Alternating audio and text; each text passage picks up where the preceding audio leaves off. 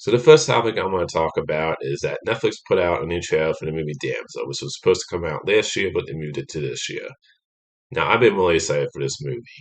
I'm also a big fan of Millie Bobby Brown, who I think is a great actress. She's from the show Stranger Things, which is one of my favorite shows, but I think she's just a great actress. And I think the first trailer was really good for this movie. Now, I know 99% of the time Netflix movies are crap. But there's always that 1% where they once in a while put out a good movie. So I'm hoping this is one of the good ones. But I think the overall trailer was great. I love the fact this is like a period piece movie. You got more into the plot with the fact that her character is being sacrificed, being like she's married into a royal family and they're using her as a sacrifice for a dragon. And obviously, I love dragons. So you have a dragon in there, that's going to get me interested. But I thought all of the trailer was really good. It looks like it has some great action. And I'm definitely excited to see her outside of Stranger Things and see how she is as like a lead actress in a movie. Can she like hold a movie on her own? But overall, I thought this was a great trailer for Damsel. Can't wait for this movie. And like I said, hoping this is one of the good Netflix ones. The next thing I want to talk about is that the actress who played the lead character in Evil Dead Rise was doing an interview and said there's been conversations about her coming back to reprise the role for the Evil Dead franchise. I love hearing this because I love the character in Evil Dead Rise. I love Evil Dead Rise. I love to see her and the kid back too because it was her and her niece that survived the end of that movie. So I love to see both actors back. But I thought her character was badass. She's like one of my favorite lead female characters in the horror franchise right now. Like I would put her up there with some of my favorites. But I'll just love to see both characters back. I love to see where her character is after that movie since she went through that traumatic experience. Like, what does that do to her character?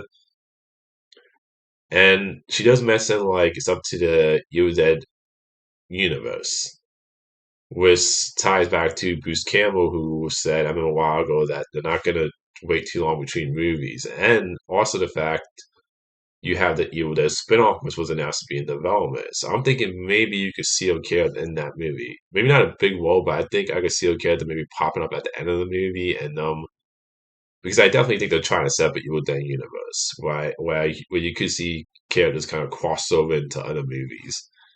And I just would love to see her character back. So I'm glad to hear that the studio is talking to her about coming back to play the character more because I think there's just so much more story you could really go with her character. The next thing I want to talk about is the news that the Deadpool movie trailer broke the record for the most views for a trailer. And I think this is great news. And I just think this also shows, in my opinion, how popular Deadpool is. Now, how popular the movie character is, too. I think the idea of just seeing these characters team up and I know you saw them looking to get an X-Men Origins Wolverine, but that was before Wade Wilson, the character, was really Deadpool. Like he wasn't wearing the mask, and they just completely screwed up that character in that movie. But seeing a movie where you see a pop of Deadpool team up Wolverine in his costumes is something that me and a lot of fans have been waiting to see. I think it's just really exciting. I thought the trailer was also great. And like I said, my thoughts on the trailer, I think this could inject some energy back to the MCU. Like if this can end up being a really great movie, and the MCU can kind of get in a wall putting out more consistent quality movies again, I could definitely see the MCU getting their energy back. And I also think that this could, kind of inject some fresh and unique stuff into the MCU that could make people excited about the franchise again. So I think this is great news, and I think this movie's easily gonna make a billion. Like I think Deadpool movie is gonna have one of the biggest openings. And I honestly think if you didn't show any trailers after this, I still think it'll make a lot of money. I think this is just one of those movies where the idea is just so exciting. And the first Deadpool movies made over 700. So I think with the fact the first two movies did great at the box office and critically, in fact, Deadpool is one of the most popular characters right now, same with Wolverine, and that idea of teaming those two up and getting Wolverine in the costume finally, I think all of that is just, like I said, it's going to get this movie to a billion. Like, I definitely think, and especially if it ends up being really great, I could see it going like really above a villain. Like I think this is gonna be just I think this is gonna be the biggest comic book movie of the year, in my opinion. So I think this is great news. I think this shows again this how excited people are for this movie. The last thing I want to talk about is that Web's reviews came out. Basically, they were all negative. Now, I haven't seen the movie, and I don't really have. I wasn't really all that excited for it. Like, I had a slight interest to check it out because the idea of combining maybe like Terminator, Final Destination, like some of the plot elements sound intriguing. But the reviews of people was calling it clunky, messy, bad dialogue, wooden dialogue, editing being choppy, and it has a 17% on Rotten Tomatoes with critics. And look, there are times where I agree with critics, there's times where I don't agree with critics. There's times where I agree with some points about the issues they have with the movie, and then other times I don't. So again, I haven't seen the movie, but I'm not surprised if I end up thinking it's bad when I see the movie because I think this movie just it didn't look good from the trailer. And there's just all these other signs too. Where I think Sony just kind of gave up on this movie. And I think the whole idea of trying to do a Sony verse with Spider-Man villains and characters related to connected to Spider-Man in some way, I think wasn't is just not a good idea for a shared universe because when you try to do this universe and you don't have Spider-Man in it and all these characters are connected to Spider-Man in some way, I just think that's a bad idea. And I'm not saying you can't make good movies out of that idea. But Sony's track record so far hasn't been great. Like I enjoyed the first Venom movie, but that wasn't really that well received. It has like a 30% on Rotten Tomatoes. It made a lot of money because Venom's just a popular character. I love Venom Let Them Be Carnage, but it has like a 55, 56 on Rotten Tomatoes with the critics. Critics was split. It was got better reviews than the first one with the critics, but it wasn't like beloved. But it did make over 500, so it did make some money.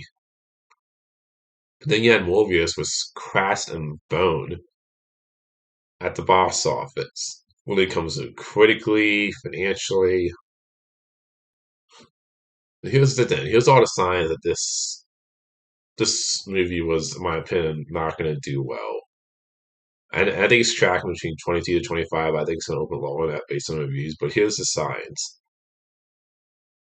Sony only put out one trailer for this movie, which is one of the biggest things. Like, I've never seen a studio lose faith in the movie so much where they're just like, we're not going to put out any. We're only going to put out one trailer. Like most studios put out three trailers at max. In fact, they didn't even put out a second trailer for this. Shows lack of faith in the movie. The fact that Sony let the review embargo the day before the movie comes out, which is 99% of the time, that's not a good sign. Yeah, there's like odd movies here and there where they were trying to maybe hide spoilers or that movie ends up being really great. But that's 1% of the time. 99% of the time, that's not a great sign. And then the first trailer, I don't think was very good. I mean, you watch that first trailer, and it feels like an early 2000s comic book movie. And all the Sony verse movies kind of feel that way, and not in a good way. Because look, yeah, you had some great early 2000s comic movies with the first two X-Men's, the first two Tobey Maguire Spider-Mans, Blade 2, and Batman Begins, which was in the middle of 2000 or 2005.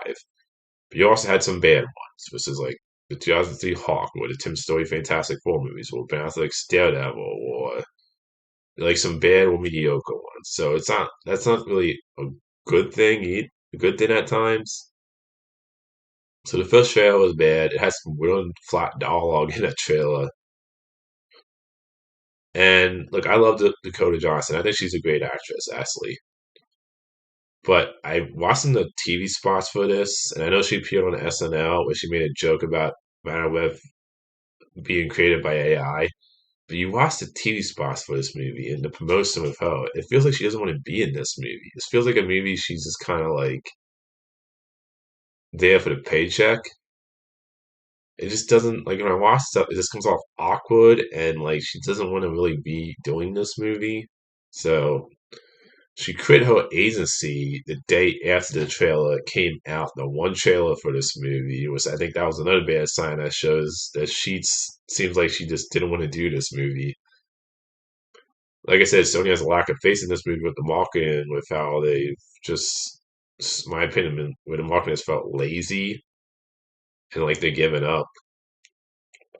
And Madame an unpopular character either. I don't think anybody was asking for a Madame movie. That's the other problem is that, look, you can take some unpopular characters, and I think you could have done something really good with Madame. Again, I haven't seen the movie, but it sounds like they didn't execute it well. So there's just all those signs where it just really felt like Sony just. I feel like they don't know what they're doing with this universe, and I think they need to just like do a better job with these movies.